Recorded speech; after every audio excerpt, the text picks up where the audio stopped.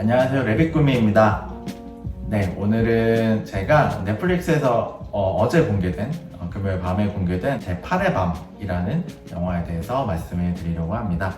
업데이트 되기 전에 예고편을 보고 약간 오컬트 분위기가 났기 때문에 굉장히 기대했던 영화였고요. 공포스러운 분위기나 뭐 약간 기괴한 그런 느낌들이 잘 살아있지 않을까 이렇게 기대를 했고, 배우도 이성민 배우가 주연을 맡았기 때문에 꽤 기대를 했었던 그런 영화였습니다. 그래서 어제 업데이트 되자마자 제가 넷플릭스에 찾아가서 바로 관람을 했습니다.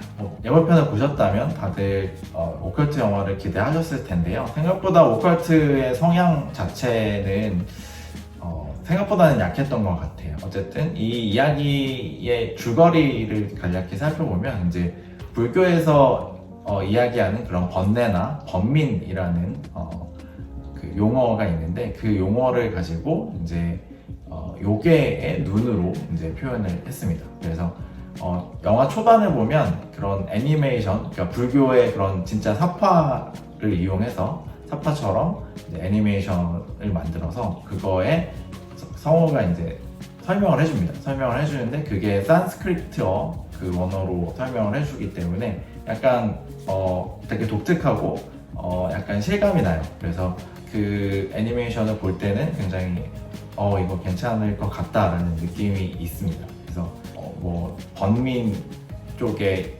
요괴의 눈과 번뇌 쪽에 요괴의 눈을 각각을 붙여가 봉인을 해서 이제 또 하나는 사막이, 하나는 그 안반이 있는 그런 산에 보관을 하게 됩니다. 그래서 그 이후에 이제 예언이 있어요. 나중에 그게 요괴가 하나가 깨어나서 이제 사람을 타고 건너와서 결국에는 양쪽 눈을 다 찾게 될 거다. 그거를 이제 막는 이야기가 되겠죠. 그래서 초반에 그런 애니메이션을 통한 그런 과거의 이야기들을 전달하는 것 자체는 굉장히 좋았던 것 같습니다. 그리고 이 영화는 그 뒤에는 이제 현대로 와서 이제 한국에서 한 작은 사찰에서 보관하고 있는 검은 눈을 이제 봉인해서 보관하고 있는 스님과 그리고 젊은 스님이 나옵니다. 젊은 스님의 이름은 청석이고요. 이 청석이 이제 자신을 돌봐주었던 스님이 이제 입적을 하게 되면서 그분이 이제 누군가를 찾아가라고 해요. 그게 이제 진수라는 이름의 인물이고요. 그리고 그 진수라는 인물을 이제 청석이 찾아가면서 이제 그 검은 눈이 봉인된 그 작은 돌 같은 상자가 있습니다. 그거를 이제 보호해야 된다고 이야기를 하고, 그리고 둘이 함께 이제 그 붉은 눈의 요괴를 이제 막기 위해서 이제 애쓰는 이야기가 담겨 있습니다. 사실 이야기를 그렇게 자세하게 설명드리는 것보다는 한번 보시면 이해가 훨씬 더 빠르실 것 같고요. 이 영화는 사실 김태형 감독이라는 신인 감독이 각본과 이제 연출을 다 맡아서 하고 있어요. 그래서 이전에 그 참여했던 영화들이 없었기 때문에 여러 가지 다른 일들을 했던 것 같아요. 그래서 약간 본인의 아이디어와 쓰는 각본을 가지고 이제 영화를 만들었는데, 이 아이디어 자체는 나쁘지 않았던 것 같아요. 이 아이디어 자체는. 그래서 불교에서 흔히 얘기하는 번뇌는 근본적으로 이제 자신에 대한 이제 집착에서 발생하는 어떤 괴로움이나 이런 것들을 이야기하는데, 그런 것들을 번뇌를 극복하면 결국에는 해탈의 경지에 이르게 되는 거거든요. 그래서 결국에는 부처가 되는 거죠. 그래서 어쨌든 번뇌라는 게 가장 큰 개념으로 이렇게 있고요. 그 다음에 번민이라는 개념이 있습니다. 이거는 좀 큰 개념은 아닌데 이제 약간 마음이 답답한 그런 상황을 이제 이야기를 하게 됩니다. 그래서 이 영화 안에서는 번뇌와 번민을 각각의 눈으로 이제 표현을 하고 있고요. 그래서 그 요괴 그 한쪽의 눈이 다른 쪽의 눈을 만나면 뭔가 세상 지옥문이 열린다, 이런 식으로 이야기를 하고 있습니다. 그래서 먼저 이제 깨어나는 거는 누군가의 도움에 의해서, 누군가는 제가 밝히진 않을게요. 누군가의 도움에 의해서 이제 붉은 눈이 먼저 깨어나고요. 붉은 눈이 이제 여러 사람에게 옮겨가면서 이제 검은 눈에 가까워져서 그 검은 눈을 차지하려고 하는 그런 이야기를 담고 있어요. 오컬트의 분위기가 나긴 나요. 그래서 뭐 여러 가지 뭐 귀신 같은 그런 존재들도 나오고, 그리고 그 사람들이 이제 그 요괴한테 희생을 당할 때 그때 죽는 죽음의 형태 자체도 굉장히 귀하고 괴이하고 그리고 되게 이상하죠. 그래서 그거로 인한 것도 있고요. 그리고 요괴가 사람의 몸속에 들어갔을 때 그것을 조종당하는 사람의 기괴한 모습, 막 이상하게 웃는다던가 뭐 이런 모습들이 있어요. 특히 뭐 영화 안에서 여러 사람이 나오는데 그 중에서 뭐 여고생을 연기했던 여고생의 몸에 이제 요괴가 들어가게 되는데 그 여고생이 굉장히 기괴하게 나옵니다. 그래서 그 부분이 굉장히 무섭게 나오고요.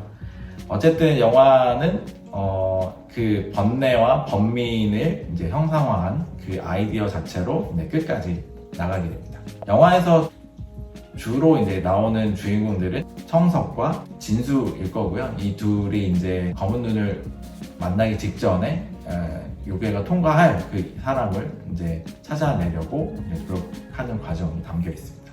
그 외의 인물로 형사 호태와 그리고 그 후배 형사 공진이 나오고요. 그리고 에란이라는 존재도 등장을 합니다. 사실 나머지 인물들은 크게 입체적이거나 그게 꼭 필요한 중요한 인물들은 사실은 아니었던 것 같아요. 특히 호태 같은 경우에는 형사로서 이제 미스테리한 죽음을 맞는 사람들을 이제 쫓는 과정들을 이제 보여주는데, 사실 그 거의 영화 후반부에 이제 주인공들이 결국엔 다 모이거든요. 다 모여서 벌어지는 일들도 그 장면에서도 굉장히 그 두 주인공 이외의 인물들은 굉장히 되게 허무하게 없어지거나 그렇게 돼버려요. 그래서 그 사람이 과연 영화에 필요했나라는 생각도 많이 들고요. 그리고 그러니까 이성민 배우가 연기한 진수가 굉장히 마음의 괴로움을 많이 담고 있는 인물이에요. 사실 번뇌와 번민을 모두 다 극복해야 할 존재로 나타나는데 그 마음의 짐이 여전히 남아있고 영화의 끝까지 그게 어떤 영화의 긴장을 유지하는 그런 수단으로 이용이 됩니다. 그게 만나는 그 젊은 스님인 청석과도 연관이 있고요. 그래서 어쨌든 이 영화에서는 진수가 가지고 있는 그 번민 그리고 번뇌 같은 괴로움들이 진수가 어떻게 그것들을 극복해 나가느냐, 이게 영화에서 요괴를 물리칠 수 있는 그런 키가 됩니다. 그래서 사실 진수와 청석은 약간 과거가 있는 인물들이에요. 그래서 청석은 모르지만 진수는 그 과거에 자신이 겪었던 일들과 관련된 청석을 바라보는 그 눈빛이나 이런 것들이 굉장히 다르죠. 약간 괴롭게 느껴지기도 하고 약간 분노를 느끼기도 하고요. 그래서 그 두 사람의 그런 관계나 그리고 진수의 그런 마음속의 그런 갈등 같은 것들이 영화에서 이 인물들을 조금 입체적으로 만들어내는 그런 요소라고 할 수 있고요. 김유정 배우가 연기하는 에란 같은 경우에는 되게 신비하고 미스테리한 인물로 나와요. 근데 사실 그게 비중 자체가 그렇게 높지 않고, 사실 영화를 다 보고 나면 그 인물이 과연 정말 중요한 인물이었나 라는 생각도 듭니다. 사실 그 인물을 빼도 크게 문제는 없는데 그 인물 자체를 약간 반전에 활용하기 위해서 일부러 넣었다는 생각도 들어요. 약간 무리하게. 어쨌든 이 영화는 반전이 있는 영화이기 때문에 조금 실망스럽다는 평들이 많이 있을 거예요. 뭐 그런 여러 가지 면에서 제가 이 평가를 할 때 저는 특별하게 이 반전이나 이런 것들을 이야기하지는 않을 거고요. 어쨌든 반전이 있어서 재밌는 부분도 있고, 약간 그것 때문에 그럼 나머지는 뭐야? 라고 할 만한 그런 이야기들도 있기 때문에 영화를 한번 보게 되시면 그런 생각들을 한번 하면서 보시면 좋을 것 같습니다. 이 영화의 제목이 제8일의 밤이잖아요. 그래서 영화 자체의 전개도 1일부터 2일, 3일, 4일, 5일, 6일, 7일, 8일 이렇게 넘어가는데, 사실 나머지 날들에서 뭐 1일에서 무슨 일이 일어나고 2일에서 무슨 일이 일어나고 뭐 이런 각각의 각 날마다 약간 특징이 있어야 될 것 같은데, 사실 앞에 날짜들에서는 크게 특징이 없습니다.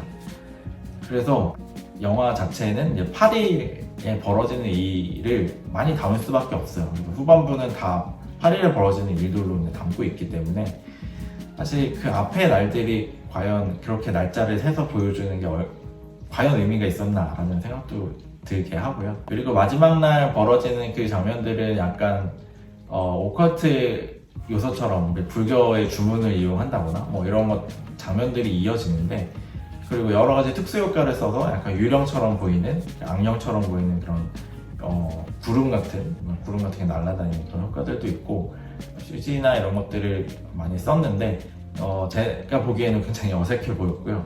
그래서 영화가 약간 고급스럽게 보이지는 않았습니다. 그래서 조금 후반부 자체도 실망스러운 부분이 있었고, 후반부까지 이제 전개되는 과정 자체도 생각보다는 지루하게 펼쳐지기 때문에 크게 막 공포스럽거나 이런 장면들도 사실은 별로 없어요. 그래서 공포 영화라고 하기에도 사실 부족한 부분이 있었던 것 같습니다. 그래서 이전에 뭐 오컬트 영화들이 한국에서도 꽤 있었잖아요. 근데 그런 영화들에 비해서 뭐 공포스럽지도 않고, 그리고 이야기 전개 자체가 아주 재미있다고 보기도 어려워서 저는 약간 실망스러운 느낌이 들었습니다. 그래서 극장에서 보는 것보다는 차라리 집에서 불을 꺼놓고 보는 게 조금 더 나을 것 같고요. 그래서 보시지 않은 분들이 있다면 한 번쯤 보시면 흥미롭게 보실 수 있을 것 같습니다. 이게 불교의 개념을 가지고 와서 만든 영화라서 조금 독특한 측면이 있고요. 그리고 아이디어 자체가 나쁘진 않았어요. 그래서 뭐 그런 여러 가지 좋은 아이디어로 이제 끌고 가는 영화이기 때문에 그런 약간 신선한 부분을 느끼고 싶으신 관객분들이라면 한번 보시면 좋을 것 같습니다. 오늘은 제 8일의 밤이라는 넷플릭스 영화에 대해서 말씀드렸고요. 다음에 또 다른 영화로 말씀드리도록 하겠습니다. 제 레뷰꾸미 채널 구독과 좋아요 부탁드리고요. 제 브런치에 오셔서 영화 리뷰들도 읽어주시면 감사하겠습니다. 감사합니다.